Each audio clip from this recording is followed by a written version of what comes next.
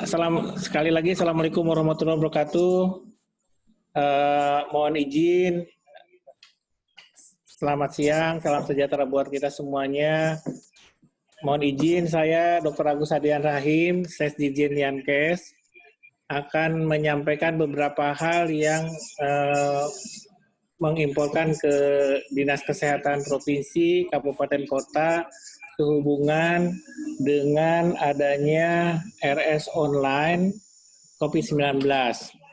Ya. Nah, ini juga akan menjadi bagian dari laporan-laporan penunjang yang disampaikan oleh Pusdatin Kementerian Kesehatan ke BNPB. Jadi kebetulan kami diberi karena kami punya RS online, karena setiap rumah sakit itu terdaftar di RS online, dan kami harus mendata pasien-pasien RS online, pasien-pasien rumah sakit yang rumah sakitnya melayani pelayanan kesehatan COVID-19. Selain itu, BNPB juga meminta rumah sakit itu memberikan informasi tentang paskesnya, fasilitas pelayanan, khususnya ruang isolasi.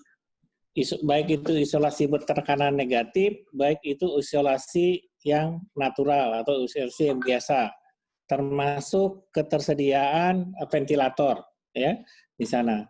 Selain itu di RS online ini ada juga ketersediaan dan kebutuhan logistik dari APD sampai ke hal-hal lain termasuk obat-obatan ya di sana. Hal ini karena diperlukan oleh BNPB dan pusat krisis untuk menghitung kebutuhan-kebutuhan secara nasional di sana. Yang selanjutnya adalah keterlibatan SDM pada COVID-19 ini.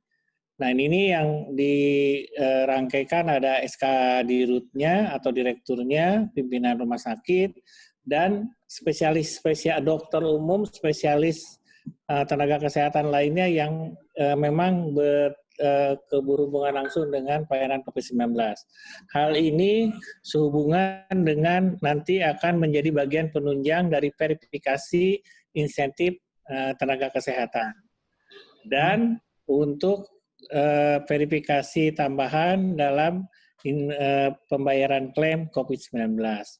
Nah, ini yang menjadi bagian penting karena Dinas Kesehatan Provinsi, Dinas Kesehatan Kabupaten Kota bisa melihat secara langsung dari hasil data COVID-19 ini. Tetapi untuk kebijakan regulasi secara nasional, data COVID-19 ini sudah terintegrasi dengan BNPB, gitu ya, dengan BNPB. Misalnya nanti akan ditemukan ada perbedaan angka, angka sembuh, angka meninggal, dan angka isolasi mandiri. Nah, ini yang akan perbedaan ini adalah hasil laporan dari rumah sakit masing-masing. Sampai saat ini, kalau coba bisa dashboard-nya bisa ditampilkan. Bawah. Ini bawah. Coba naik ke atas. Nah, naik ke atas. Nah, itunya dikecilin gambarnya. Nah, ini adalah dashboard pertama dari hasil pelaporan rumah sakit yang melayani COVID-19. Saat sampai siang ini sudah ada 1.639 rumah sakit yang melapor. Dari 2.917 rumah sakit yang terregister. Ya. Nah, mereka bagaimana cara mengisinya? Mereka akan mengisi sesuai dengan username, password di register rumah sakitnya masing-masing. Nanti di sana ada raw data untuk pasien, untuk kapasitas rumah sakit, untuk logistik, dan sumber daya manusia di sana. Data-data ini akan menjadi bagian penting dalam hal kebijakan regulasi di pusat, khususnya untuk klaim dan insentif nakes, gitu ya, di sana. Dari 1.639 rumah sakit ini sudah terlaporkan 188.135 total pasien, ya, baik itu yang dirawat, baik itu yang meninggal, baik itu yang sembuh, baik itu yang diisolasi mandiri atau dirujuk, ya. Data ini akan berbeda dengan yang dikeluarkan oleh BNPB setiap hari, karena ada beberapa hal, misalnya yang misalnya tentang yang positif, gitu ya. Karena di kami masih ada rumah sakit masih PDP, tapi laporan laboratoriumnya belum tersampaikan ke rumah sakit. Ini ada perbedaan di sana. Terus kenapa jumlah kematian lebih tinggi dari yang dilaporkan di BNPB? Karena kasus meninggal yang ada di sini adalah yang dilaporkan rumah sakit adalah kasus positif gabungan dari ODP dan PDP, ya. Tetapi di bawahnya kita bisa membuat membuat informasi dari pasien positif, pasien PDP, pasien ODP, dan pasien OTG di sana. Setiap ini. Itu yang dilaporkan rumah sakit. Mudah-mudahan dengan data ini, Dinkes Provinsi Kabupaten Kota bisa mencocokkan laporan yang dilaporkan ke PHWOC dan lain-lain. Kami sudah melakukan integrasi dengan teman-teman di Kementerian Kesehatan, baik itu di P2P atau di Litbangkes, tetapi ada beberapa yang karena kecepatan rumah sakit melaporkan itu sangat tinggi, sehingga ada beberapa yang belum terfasilitasi laporannya. Selain itu, di data ini ada turun ke bawah, ada graph, ada geomap information system di sini. Kita bisa lihat per provinsi, kita bisa lihat per rumah sakit, baik itu rujukan SK Menkes atau rujukan SK Gubernur, dan rujukan non-COVID semuanya di sana. Yang akan kita tambahkan nanti adalah Bu Endang per kabupaten kota ya Pak Bu, karena ini sangat dimintakan karena untuk memberikan masukan menjadi nanti keputusan untuk pelepasan dari PSBB, Ya, hal ini yang akan menjadi hal penting. Nanti masukan dari hasil laporan online ini sudah terintegrasi dengan BNPB dan teman-teman Dinkes bisa melakukan check and recheck terhadap laporan-laporan yang khususnya dari rumah sakit. Sebenarnya kami ingin juga digabungkan dengan puskesmas online, sehingga kasus-kasus ODP, PDP itu bisa terinventarisasi seluruhnya. Tetapi kami belum bisa melakukan itu, mudah-mudahan ada Dinkes yang sudah bisa mempunyai aplikasi, sehingga kami bisa ikut serta dan bisa diikutkan ke Dinkes-Dinkes yang belum punya program aplikasi untuk khususnya di puskesmas, di klinik, dan di tempat-tempat lain. Ini yang menjadi perhatian kita, sehingga kita bisa mensupport data-data ke BNPB secara akurat, secara valid, dan secara real time. Nah, nanti akan dijelaskan oleh Pak Asral dengan Bu Endang dari UNICEF. Kan kebetulan terima kasih dashboard ini dibantu oleh UNICEF, oleh teman-teman UNICEF, sehingga bisa memberikan informasi-informasi yang lebih jelas. Misalnya kebutuhan paskes yang berhubungan dengan ventilator 2 minggu ke depan, atau kebutuhan logistik dalam 2 minggu ke depan, atau ketersediaan SDM yang harus ditambahkan, dan lain-lain. Juga pada dashboard ini turun ke bawah, juga ada rata-rata rata-rata grafik dari COVID-19, baik itu yang positif, PDP, ODP, sama OTG. Kalau kita lihat ini grafiknya sudah menurun sih sebetulnya dibandingkan pada bulan Maret, April kemarin. Selanjutnya ada juga data-data turun lagi ke bawah, itu yang berhubungan yang pasien dirawat ya. Tapi kalau dirawat agak hampir sama, tapi sudah menurun. Yang terakhir adalah data-data yang pasien meninggal, gitu ya. Pasien meninggal secara meninggal dan sehat, gitu ya. Kalau lihat di sini, yang sembuhnya makin meningkat, yang meninggalnya makin turun. Yang paling penting lagi adalah data paling akhir, yaitu yang paling akhir, yang terus paling akhir yang ada itunya nggak ada ya? Yang tiap provinsi di atas, tiap provinsi turun paling bawah kan?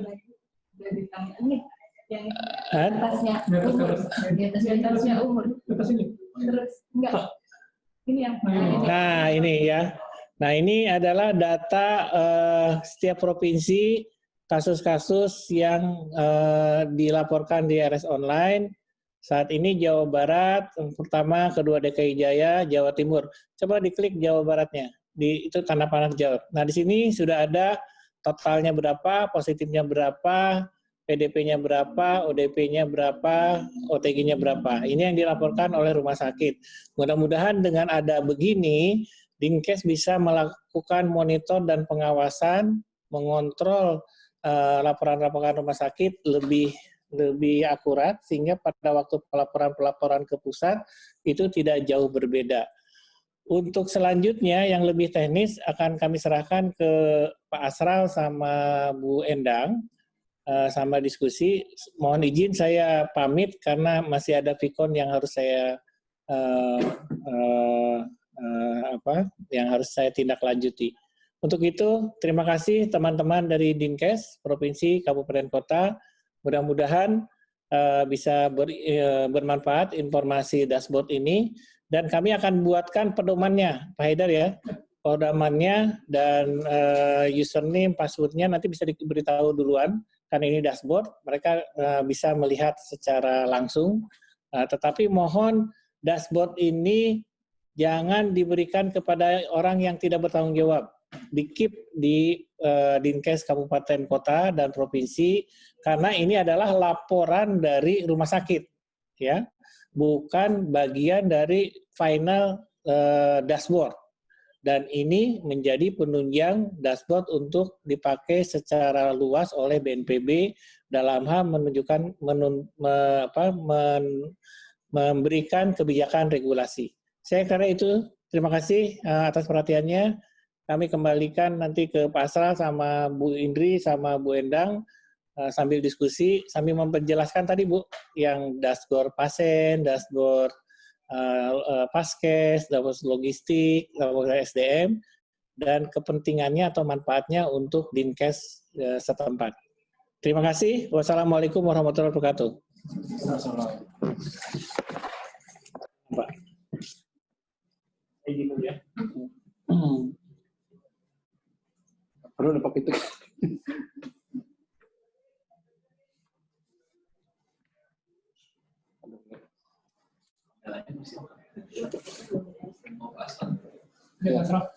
Baik, assalamualaikum warahmatullahi wabarakatuh.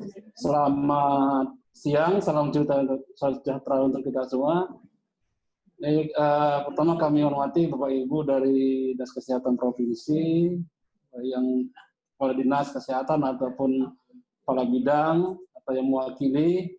Ya, terima kasih atas waktunya kita dapat berkumpul di Zoom ini untuk sosialisasi terkait dengan dashboard pelayanan kesehatan, dan mungkin juga kita nanti membahas sedikit terkait dengan konsep new normal ya. Mungkin kita diskusi sifatnya nanti.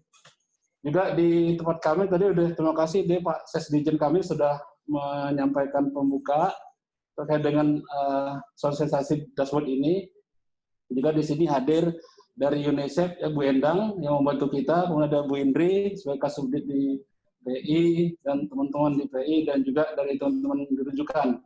Ibu sekalian, kami ingin menyampaikan terkait dengan manfaat dashboard yang sudah kita buat, ya, yang sudah dibuat oleh teman-teman dari Yankes dengan bantuan dari UNICEF, yaitu dashboard ini kita tujukan untuk mengetahui data layanan kesehatan. Jadi harus ditekankan bahwa data ini hanya data pelayanan kesehatan, bukan data nasional untuk pasien program COVID, bukan. Karena di Kementerian Kesehatan sudah ada data resmi melalui Public Health Emerging Organization, ya, Assessment Center, PEOP. Jadi untuk data nasional, acuan kita adalah yang di PEOP. Sementara untuk data layanan kesehatan, kita juga butuh, ya, baik itu di pusat, provinsi, kabupaten kota, untuk melihat kondisi terkini, kapasitas dari rumah sakit kita dalam menghadapi COVID ini. Kalau ini bisa kita dapat data realnya, kita lebih mudah mengambil kebijakan yang sesegera mungkin. Karena kita lihat beberapa daerah itu kalau sudah nampak peningkatan kasus, tentunya nanti hilirnya akan ke rumah sakit. Jadi kalau kita punya data ini dengan lengkap, kemudian juga memang betul-betul diisi oleh rumah sakit, kita bisa melihat bagaimana kondisi rumah sakit kita. Jadi kita Dinas Kesehatan bisa mengambil kebijakan-kebijakan untuk mendukung rumah sakit kita. Karena rumah sakit kita tidak bisa dibiarkan sendiri untuk menghadapi pasien ini, nggak bisa. Itu adalah kewajiban atau itu tanggung jawab dari Dinas Kesehatan Provinsi sebagai penanggung jawab wilayah. Jadi dengan data ini, saya kira ini sangat membantu dari teman-teman, dan kita juga termasuk yang Kementerian Kesehatan, kemudian juga teman-teman provinsi, kabupaten kota, melihat kondisi terkini dari daerah dia terhadap layanan kesehatan. Jadi layanan kesehatan. Kemudian kita udah mengambil data ini dari RS Online, ya, kita udah olah di mana sejak bulan Maret, ya, sejak bulan Maret kita sudah menambahkan menu COVID di RS Online kita. Dan kita sudah menyampaikan surat edaran dari dirjen kita, ya, terkait dengan kewajiban semua rumah sakit untuk mengisi RS Online, untuk mengupdate RS Online, termasuk melaporkan data-data pasien yang dirawat di rumah sakitnya. Dengan ada data yang sudah diinput oleh teman-teman rumah sakit, maka kita sudah membuat satu dashboard yang lebih mudah kita untuk menginterpretasikan kondisi masing-masing rumah sakit. Baik tadi dijelaskan oleh Pak Ses, ya, ada kondisi jumlah pasien dengan statusnya, ada kondisi kapasitas tempat tidur isolasinya, baik itu yang negatif maupun yang biasa, kemudian yang ada ventilator, yang tidak ada ventilatornya, kemudian juga terkait dengan data logistik, baik itu data APD, data obat-obatan, dan juga data SDM. Jadi ini semua menurut kami itu sudah bisa mencakup kondisi-kondisi yang harus kita ketahui ketika kita menghadapi pandemi COVID ini di masing-masing daerah. Kami melihat, ya, saat ini ada 1-2 provinsi yang mereka itu salah satu rumah sakit, ya, atau ada salah 2 rumah sakitnya merasa sudah sangat tinggi beban layanannya. Kalau ini sebenarnya kalau kita sudah bisa paham dari awal, bahwa kita sudah mengetahui hulunya, mulai dari layanan primernya atau mulai dari surveillance-nya, mulai dari epidemiolognya ini akan tinggi, kita bisa antisipasi sebenarnya di rumah sakit kita. Tapi karena kita tuh mungkin ada perlu penguatan juga, ya, tadi sudah disampaikan Pak Ses, kita bagaimana juga akan melingkan puskesmas.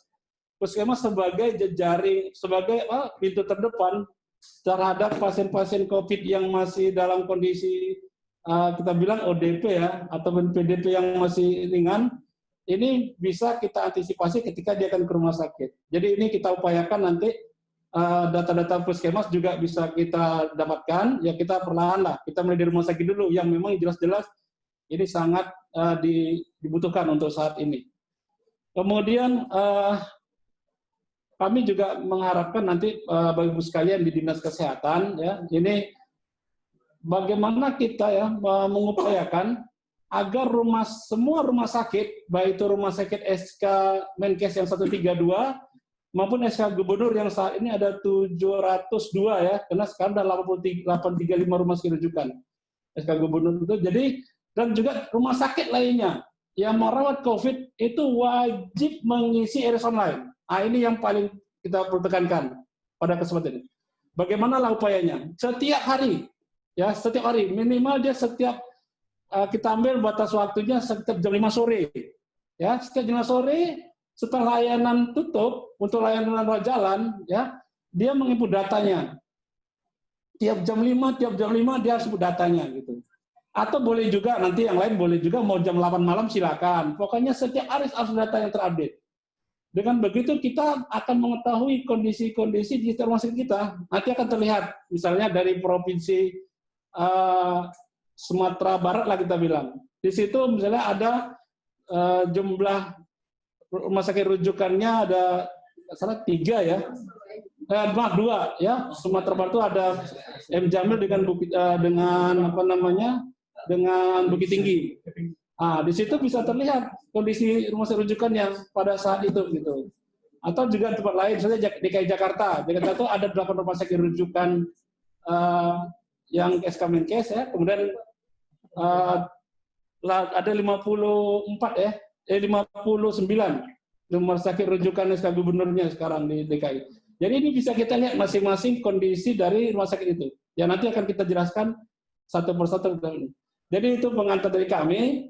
Jadi kami sangat tekankan bagaimana kita mendorong, bukan mendorong saja, mewajibkan, ya, bagaimana mekanisme kita mewajibkan semua rumah sakit, ya, mengisi data ini. Ya, jadi kita bisa mempunyai data benar-benar real dari layanan kesehatan yang ada di wilayah kita masing-masing. Ya, itu yang perlu kita tekankan. Baik, mungkin bisa di-share screen-nya. Ya, kita mulai dari nanti mohon bantu juga Bu Endang kalau ada yang klik-klik, karena ini teman-teman Indonesia yang sangat info yang membangun dashboard ya. Juga nanti Bu Indri kalau sama Pak Haidar. Pak Haidar, kira-kira memungkinkan nggak ya kalau misalnya rumah sakit punya SIM RS, ya dia bisa langsung dia nggak input 2 kali, ya? Sudah ya. Alhamdulillah juga Ibu sekalian. Jadi tim ITPI ya, Pak Haidar ini juga nyatakan ini sudah bridging dengan SMRS. Jadi bisa nanti teman-teman di rumah sakit tidak input 2 kali ya. Jadi menginput SMRS saya sudah langsung masuk datanya ke dashboard ini. Baik, yang pertama tadi sudah jelaskan Pak Ses ya, di sini ada data seluruh Indonesia, data total pasien yang dirawat di rumah sakit ya. Jadi ini beda dengan data pasien yang diumumkan oleh juru bicara COVID yaitu Pak Yuri, beda. Ini data pasien yang dirawat, bukan data pasien yang terkonfirmasi, bukan.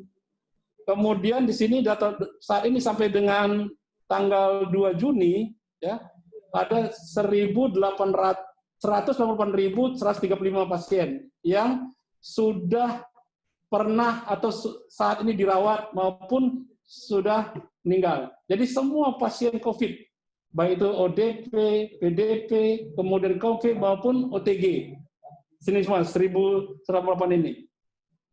Pun dari yang total ini ya ada sebanyak 41.258 yang saat ini sedang dirawat di seluruh Indonesia. Ya, dari Aceh sampai dengan Papua. Ada 41.000 sedang dirawat. Kemudian para saudara Ahmad Alegas di Pulau Makyar. Kemudian yang meninggal itu ada 8.261. Ini udah terbaru lagi nih update-nya nih. Tadi yang di situ ya di 258 lah. Nah, jadi alhamdulillah hari ini sudah terdapat lagi yang meninggal. Kasihan juga ya. Itu 263. Jadi langsung real ya. Yang di layar Bapak sekalian ini ada Pak yang meninggal itu 8258. Saya juga buka ini barusan ini udah terupdate lagi sebanyak 8261. Jadi ketika rumah sakit mengupdate ini langsung terupdate ya. Jadi yang meninggal ini bedakan dengan yang disampaikan oleh juru bicara bahwa sekarang 1.600-an yang meninggal ya. Karena ini yang meninggal semua pasien yang di rumah sakit yang ODP, PDP, konfirm ya, ini dengan status itu yang meninggal. Jadi kalau yang diumumkan oleh juru bicara itu hanya yang konfirmasi aja yang meninggal, yang 1.600 ya. Jadi juga kita perlu pelajari ini kenapa bisa jauh ya. Mungkin itu bisa jadi hasil lab yang seharusnya bisa cepat kita ketahui karena lambat akhirnya data itu belum masuk ke PEOK ini tadi ya. Kemudian berikutnya ada data yang sembuh, itu ada 40.000 ya 40.954 atau sini 40.928 ya. Ini yang data sembuh, kemudian ini seluruh Indonesia. Kemudian ada data yang isolasi mandiri. Jadi rumah sakit ya menyampaikan juga data terkait dengan pasien-pasien yang terregistrasi yang diarahkan untuk isolasi mandiri. Jadi tidak semua pasien yang dirawat itu tidak semua pasien terregistrasi dirawat. Atau ada juga pasien yang sudah dirawat, mungkin karena nunggu hasil lab, diarahkan untuk isolasi mandiri. Jadi isolasi mandiri ini ada pasien karena memang tidak perlu dirawat, atau pasien pasca rawat yang masih nunggu hasil, yang diarahkan untuk isolasi mandiri. Ya, jadi ini juga kita lihat data cukup tinggi, yaitu ada 90.000 yang isolasi mandiri. Ini sebenarnya kita juga harus sesuaikan data ini dengan data yang ada di Dinas Kesehatan. Ya. Dan juga mungkin data yang selanjutnya juga di puskesmas harus punya data ini. Berapa pasien yang diisolasi mandiri, sehingga kita bisa memantau pasien-pasien tersebut. Kemudian ada data yang dirujuk, ya ini pasien COVID yang dirujuk dari satu rumah sakit A ke rumah sakit B. Ya ini juga ada datanya. Kemudian juga ini dari data-data ini yang melapor belum semua rumah sakit. Ya tadi sudah pasti sampaikan ada baru 1.639 rumah sakit dari 2.917. Kami mengharapkan kalau bisa ya pasien yang rumah sakit yang merawat itu semuanya melaporkan. Memang tidak mungkin di 2019 ini akan melaporkan, bisa aja memang dia tidak merawat pasien COVID ya. Tapi setidaknya semua rumah sakit yang merawat wajib melaporkan ke RS online ini. Kemudian berikutnya mungkin ke bawah lagi. Ini kemudian berikutnya cukup. Kita lihat ke bawah itu total pasien berdasarkan status ya. Ada kalau kita lihat itu ada yang positif, ada yang PDP, ada yang ODP dan ada yang OTG. Nah, kalau kita yang lihat positif ya, jadi semua pasien yang pernah dirawat di rumah sakit yang positif ada 16.230 yang sudah kita rawat ya. Kemudian dari 16.000 ini tentu datanya nggak jauh berbeda dengan data yang disampaikan oleh juru bicara tentunya. Karena dalam posisi ini itu asalnya juga dari Dinas Kesehatan kan. Nah, sekarang berapa terakhir? 16.000-an juga ya? 20.000 ya? Nah, berarti masih banyak rumah sakit yang nggak melapor. Kemudian atau juga banyak rumah sakit yang tidak mengupdate data konfirmnya. Ini juga perlu diupdate ya. Jadi rumah sakit yang sudah memasukkan data di awal sebagai data pasien PDP, ketika ada hasil lab, itu harus diupdate menjadi data konfirm. Biar datanya itu sesuai dengan data konfirmasi yang ada dilaporkan oleh juru bicara COVID. Kemudian juga dari yang positif ini, yang saat ini masih dirawat ada 5.259, sebentar, kembali semula. Kemudian juga yang meninggal ada 1.440 dan yang APS ini mungkin pasiennya ini dia minta pulang untuk isolasi mandiri biasanya. Karena kalau dia ada juga mungkin arahan dari dokternya atau yang merawat ini seharusnya nggak boleh pulang, mungkin karena ada kondisi sosial dia minta isolasi mandiri. Ini itu mungkin APS seperti itu ya, sebentar sendiri. Tapi tentunya Bapak Ibu sekalian, kita harus ingatkan ke rumah sakit, pasien-pasien APS ini wajib isolasi mandiri. Karena dia konfirm. Ya, jangan sampai dia APS seperti pasien yang umum. Jadi dia APS tapi dia berkeliaran. Wah, bahaya kita. Ya. Jadi harus diingat APS ini wajib isolasi mandiri. Ya. Kemudian berikutnya pasien sembuh ada 5.000 ya yang sudah positif, yang sembuh. Kemudian yang menjalani isolasi mandiri itu 3.000 ya 3.241 dan yang dirujuk ya konfirm ini ada 1.142. Nah, jadi ini data-data yang positif yang sudah kita petakan menurut kondisi pasien masing-masing yang ketika dirawat. Juga nanti ada pasien PDP-nya ya sama ya pembagiannya. Yang kemudian ada yang ODP bisa dilihat, yang OTG. Artinya, kami sangat berkepentingan sekali dengan satu pasien yang diimpul Bapak Ibu sekalian. Termasuk updating-nya. ya, update data tersebut. Jadi awalnya bisa masuk ODP, tapi ketika dirawat, dia ODP kan biasanya gejala ringan ya, cuman flu biasa atau mungkin batuk ringan ya. Kemudian ketika dirawat, dia ada pneumonia dan dia tuh belum ada hasil lab, masih dalam swab. Ini udah update-nya adalah PDP, ya.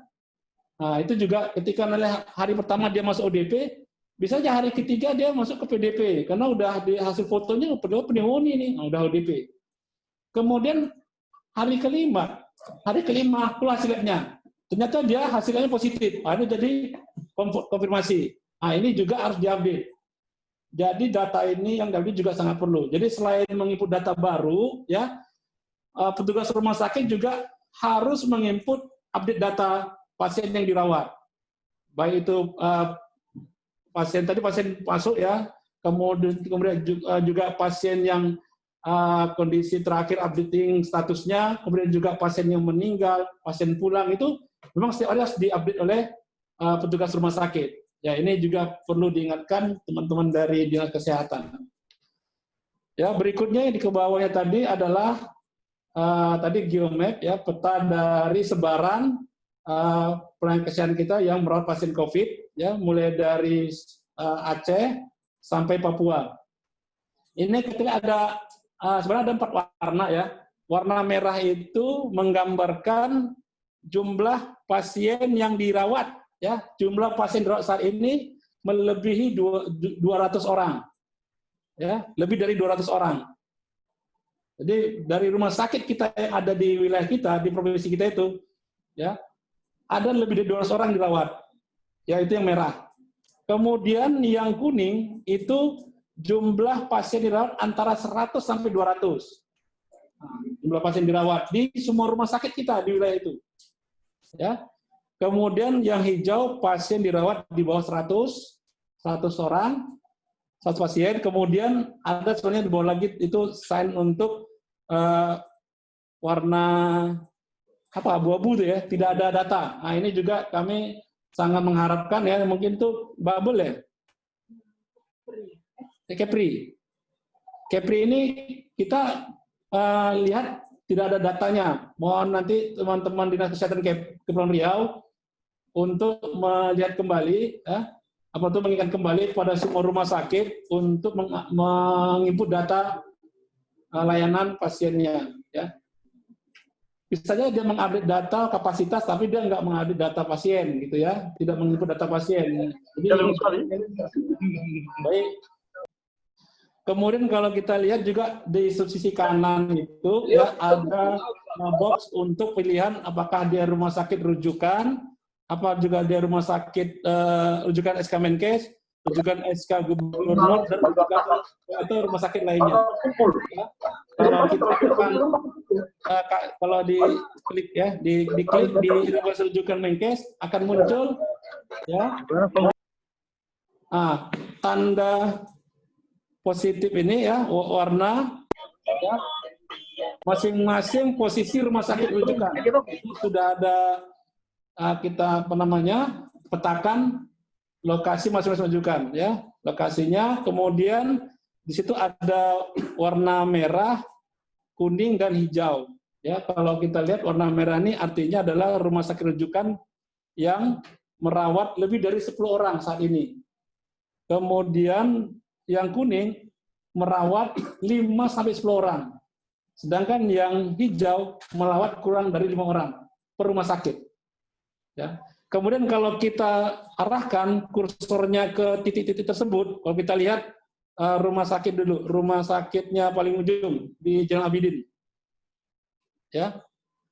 Ini kita lihat Jalan Abidin ini saat ini dia ada pernah merawat pasien 144, ya. Positif 16, tapi saat ini dia tidak ada pasien dirawat dia. Nah ini teman-teman dari Dinas Kesehatan Provinsi Aceh, pastikan apakah memang tidak ada pasien dirawat saat ini atau tidak mengupdate data. Nah, kalau ini diupdate setiap hari, kita akan tahu oh hari ini ada sekian pasien dirawat. Ya, coba kita pindah ke Provinsi Jakarta lah, yang pasti banyak ya. Kita ambil rumah sakit Persahabatan atau salah satu lah, bisa Pasar Minggu, salah satu, itu apa tuh? Atau Minto Harjo, ya.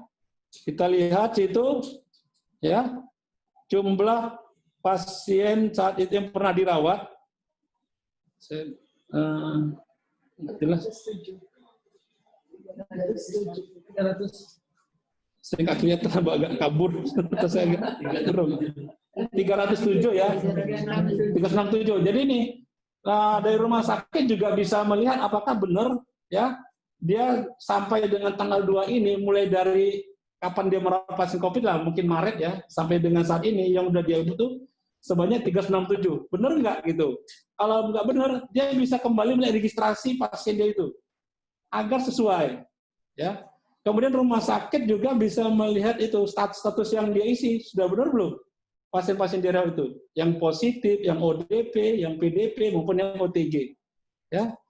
Kemudian juga di bawahnya bisa kita lihat jumlah pasien yang dia rawat saat ini, yang masih inpatient, masih di rumah sakit. Ya.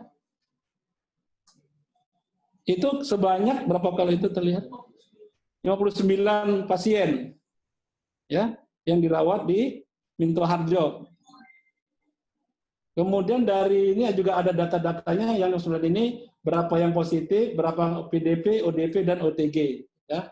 Jadi ini saya kira sangat penting bagi dinas kesehatan maupun rumah sakit bisa mengetahui data harian ini. Ya, setiap hari kita tahu berapa pasien di rumah sakit kita yang kita rawat ya. Itu yang untuk ini juga untuk yang SK Gubernur bisa diklikkan juga terlihat ya. Jadi ini SK Gubernur.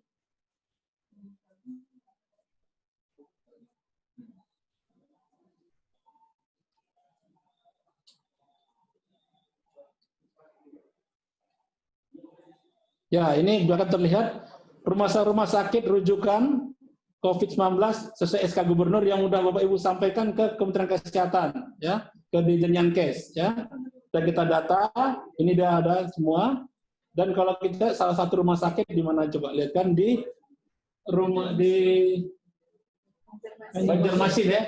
Nah, ini terlihat berapa jumlah pasien. Jadi ini dia melaporkan gitu. Jadi ke rumah sakit yang melaporkan akan terlihat gitu, ya. Jadi ini kita sangat membutuhkan kerjasama dari teman-teman rumah sakit untuk rajin melaporkan sehingga saya juga memudah memantaunya. Kemudian juga nanti box lainnya bisa diklikkan di box sebelah kanan tadi, sebelah kanan box atas tadi. Nah ini sebelah bawahnya. Ya, ini rumah sakit di luar dari rumah sakit rujukan COVID juga kita ada datanya ini. Jadi kita ngambil data nasional itu sudah ada semua apa istilahnya itu posisi rumah sakit masing-masing, ya koordinatnya ya. Nah, sudah ada data di nasional sehingga memudahkan kita untuk mengetahui keberadaan rumah sakit kita gitu ya. Nah, jadi ini sudah ada semua. Ini juga bisa kita lihat ya. Kalau dia ada warna merah atau biru ya, warna biru berarti dia menginput pasien, menginput data. Warna biru. Kalau dia warna hitam, berarti dia tidak menginput data. Ya kita bisa asumsikan memang dia nggak merawat atau memang dia tidak menginput gitu. Jadi Bapak sekalian, Dinas Kesehatan Provinsi koordinasi dengan Dinas Kesehatan Kabupaten Kotanya, mana yang hitam-hitam ini dipastikan mereka itu memang tidak merawat. Tapi kalau dia merawat tidak menginput, tolong diingatkan untuk dia segera menginput data. Agar Bapak sekalian nanti di tiap wilayah mudah untuk melakukan evaluasinya, ya, atau memonitoring dan evaluasinya, ya. Jadi ini kita juga punya data tersebut. Kemudian saya kira ini sudah bisa dipahami ya terkait dengan data ini. Kemudian berikut ke bawahnya lagi. Ini adalah data registrasi harian dan kumulatifnya. Jadi data pasien yang datang ke rumah sakit untuk berobat COVID per hari seluruh Indonesia. Ya, kalau kita lihat data terakhir itu di paling ujung, coba lihat kan per 2 Juni itu ada pasien sebanyak yang positif 2 orang, ya, 5 orang, kemudian PDP 38 orang, ODP 104 dan OTG 9. Sama ya? Beda ya. Ini terbaru kali. Saya nggak melihat terbaru. Masih entry, Pak. Jadi itu udah per 2 Juni kita seluruh Indonesia data hariannya itu. Jadi di antara semua rumah sakit ya itu yang sampai dengan mungkin kita bilang bisa kemarin atau pagi ini ya yang mereka masukkan data itu. Kemudian juga di sebelahnya ada kumulatifnya. Kumulatif ini artinya data tambahannya pasien yang diregistrasi. Jadi kalau kita lihat ya diakumulasi semua data yang sudah terregistrasi ya itu sebanyak 180 sesuai dengan tadi 188 tadi. Ya sesuai dengan data awal-awal tadi sebanyak 188.000 pasien yang sudah terregistrasi. Ya sesuai dengan data yang di atas tadi yang paling atas, ya. Nah, kalau kita lihat kumulasi, jadi bisa kita lihat juga kumulasi yang dari OTG yang dari Confirm yang di bawah ini ada ya sebanyak kalau di sini saya punya datanya itu 16.184 ya, PDP 61.000, ODP 93, OTG 93.000, OTG 16.000-an. Ya, jadi kita juga ini perlu Bapak Ibu sekalian perlu juga pahami terkait dengan OTG ini ya. Kita lihat OTG banyak juga ke rumah sakit gitu. Nanti kita diskusi ya, bagaimana bisa OTG itu bisa banyak terjadi di rumah sakit. Sementara ini tanpa gejala gitu. Biasanya ke rumah sakit itu pasti ada gejala. Ya, dia ke rumah sakit baik dia datang sendiri maupun dirujuk dari paskes lainnya. Tapi nyatanya ada pasien OTG orang tanpa gejala dia berobat ke rumah sakit gitu. Apakah dia komorbid? Ya, komorbid ini misalnya dia tuh datang ke rumah sakit dengan penyakit lain awalnya, tapi tiba-tiba dia hasil dari investigasi dari rumah sakit, dia pernah kontak dengan pasien COVID. Nah, itu bisa jadi. Ya. Tapi nanti kita akan diskusikan. Jadi supaya OTG juga memang kalau tidak perlu dirawat di rumah sakit dan juga dia tidak dibiayai kan, tidak ditanggung pembiayaan. Ya, jadi ini kita lihat data kumulatif. Kemudian ke bawahnya lagi, ini adalah data pasien yang dirawat. Ya. Tadi bedanya yang di atas kan data pasien yang datang ke rumah sakit yang memang mereka terregistrasi. Tapi ini data pasien yang dirawat, ya, yang dirawat saat ini, ya, ini yang pasien dalam sini ada yang baru dirawat, ada yang dirawat secara keseluruhan, ya, yang memang yang sudah pernah dirawat di rumah sakit. Jadi kalau lihat yang baru ini yang tanggal 1 Juni ya, ada 2 Juni ini yang baru saat ini masuk dalam rawatan adalah sebanyak 3 orang untuk positif, PDP 34, ODP 17, OTG 2. Kalau di situ berapa? Positifnya masih 0 ya. Nah, ini data terbaru ya. Ini yang saya bacakan data terbaru ya. Kemudian berikutnya untuk kumulatifnya itu ya data keseluruhan yang pernah dirawat saat ini ya. Ada kalau di sini sekitar 40 ribuan ya. Jadi sama dengan data di atas. Jadi kita bisa melihat juga grafiknya ini bahwasanya masih menuju belum landai ya, masih menuju ke arah secara umum ke atas gitu. Masih mendaki, masih menaik gitu. Ya mudah-mudahan itu ada ujung-ujung ada mulai mendatar, tapi belum ke arah landai. Artinya apa? Masih banyak pasien orang-orang di luar yang memang dia tuh harus dirawat di rumah sakit. Yang ketika terdeteksi dia tuh mungkin di PE kan oleh teman-teman puskesmas ya, dan dia harus dirawat di rumah sakit. Nah, ini kita lihat itu baik itu pasien Confirm, kemudian pasien yang ODP maupun yang PDP dan OTG itu semuanya grafiknya itu menaik gitu.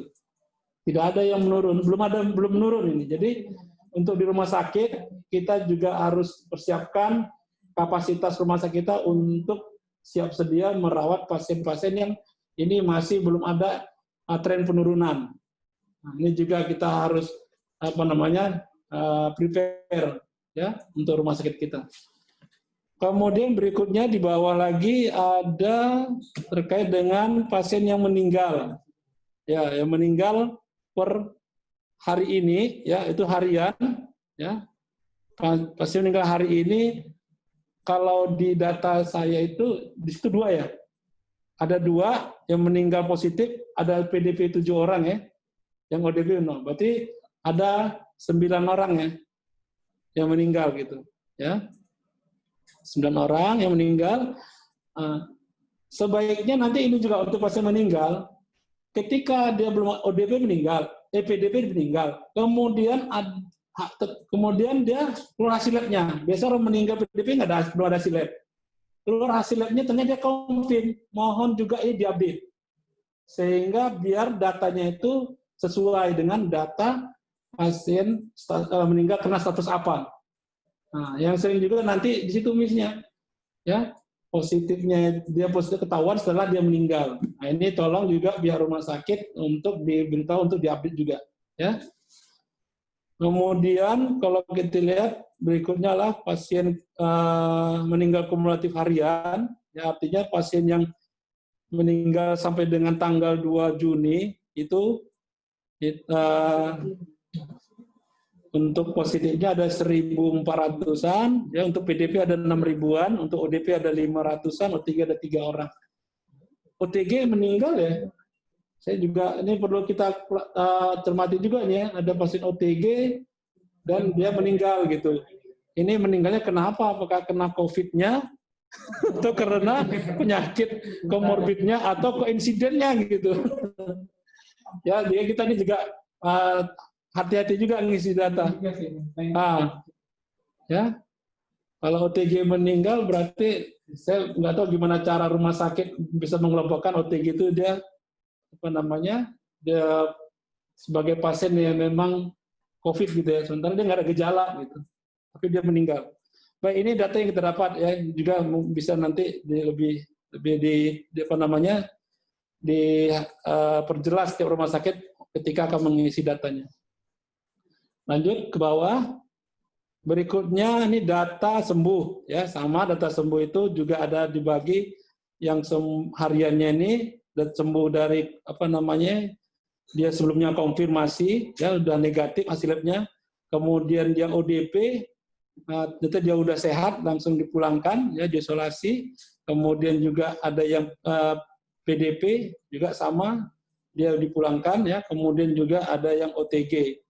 Jadi saya juga heran ke OTG ini tanpa gejala dia sembuh. Ini juga ini kita perlu juga sampaikan ke rumah sakit. Ini maksudnya sembuhnya apakah sembuh COVID-nya atau sembuh komorbidnya gitu.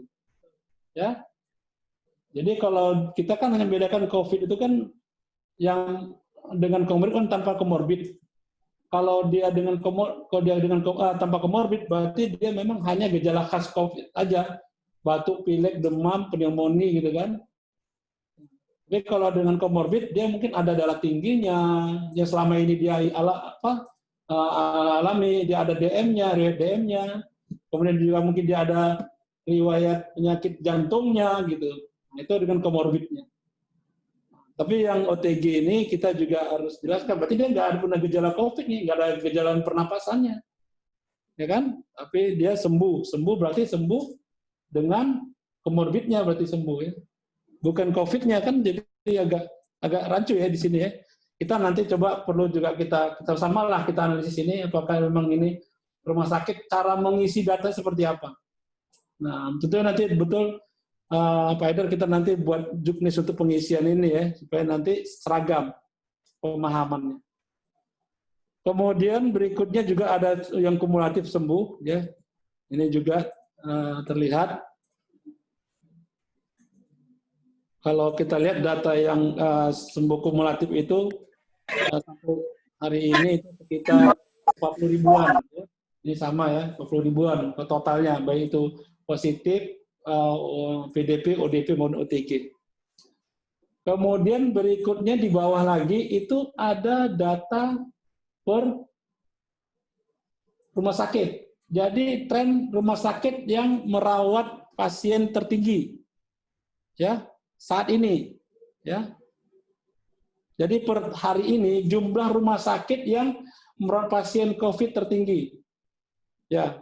Ini ada paling tinggi saat ini adalah RSUP Dr. Sarjito. Tapi yang agak kita agak kita lihat sedikit kurang pas adalah yang tinggi itu pasien OTG yang dirawat gitu. Nah, ini sebenarnya kita juga sebenarnya OTG itu makanya kemarin saya sudah coba confirm ya ke rumah sakit yang bersangkutan, tapi belum ada klarifikasi.